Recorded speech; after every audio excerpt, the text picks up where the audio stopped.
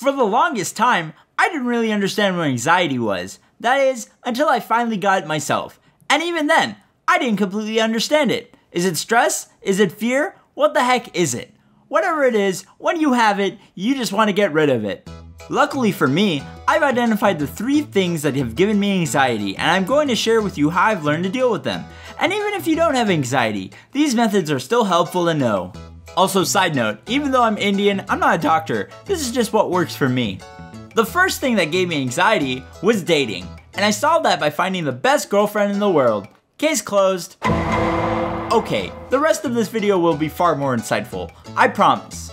The second main stressor in my life is my parents. And since they're Indian, you can take the normal parental stress multiplier and quadruple it. My parents have done a lot for me and I love them for it, but they really need to chill out.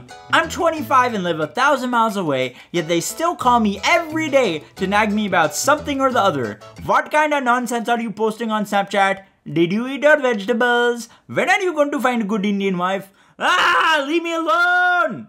It's never just like, hey, how's it going? Let me start a conversation with you like a normal person. It's always they're either trying to get some information out of me or trying to give me commands on how to run my life. Most recently though, since I quit my job at Xbox to do YouTube, it's been, beta, you're wasting your life. You have a bachelor's degree and a master's degree in software engineering yet you make silly videos?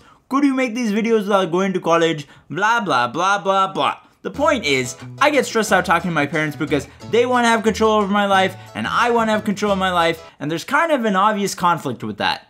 So the solution I found was to follow these steps. First, acceptance. I need to realize and accept that I can't change them because their Indian parent ways have been baked into their brains for years and no amount of logic or reason can get them to compromise. Second, compromise. I give them little wins by agreeing with them on some things and giving them a little bit of information when they ask for it, but not too much information because if you give a mouse a cookie, it's gonna wanna know every goddamn thing you did that day.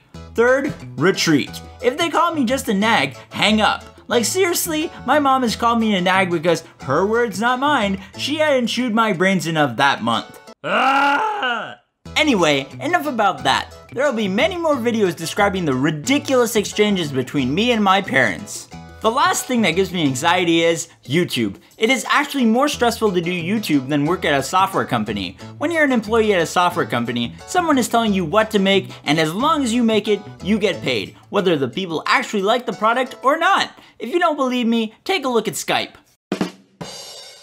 When doing YouTube, if you make a video that no one watches or likes, it feels terrible. It's like you wasted all your time and the only thing you got for it was disappointment. This fear of failure and inability to control whether people will like your video can eat away at you, and when you're making a YouTube video, you don't really know if you made something people will like until you finish it, publish it, and see your views flow in, or if you're me, slowly drip in. This uncertainty about if what I'm doing will entertain people stresses me the hell out, and it results in me taking really long to produce my videos, where 50% of the time is me being like, oh my god, is this good? Is anyone gonna even like this? I don't know, let me sit here and freak out about it for some time, and at the end of 6 hours of writing, I basically have what I wrote in the first 2. Even as I write this script, I'm wasting time overanalyzing every word and joke I put into it to make sure you all will enjoy this video. I've heard though, if your profession is creative and you aren't getting anxiety, then you're doing it wrong. And you aren't always gonna make things that people like, especially if you're new to it. But if you want to eventually support yourself with it, people need to like it, or at least watch it or meme it. Which brings me to my solution for this YouTube anxiety. It was most elegantly put into words by the man, the meme, the legend, Shia LaBeouf. Do it! Just do it!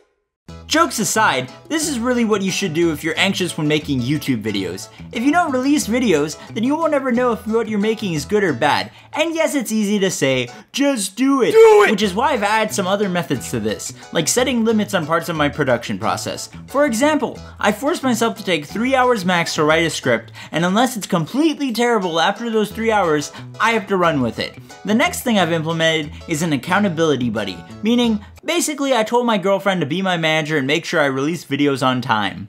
At the end of the day, you can't control whether people like and share your video, but you can control the work you put into your videos. And I feel like this principle can be applied to most anxiety. Lack of control on a situation can make you anxious, so to fight that, you need to accept that you can't control some things and do your best to identify and control the things you can.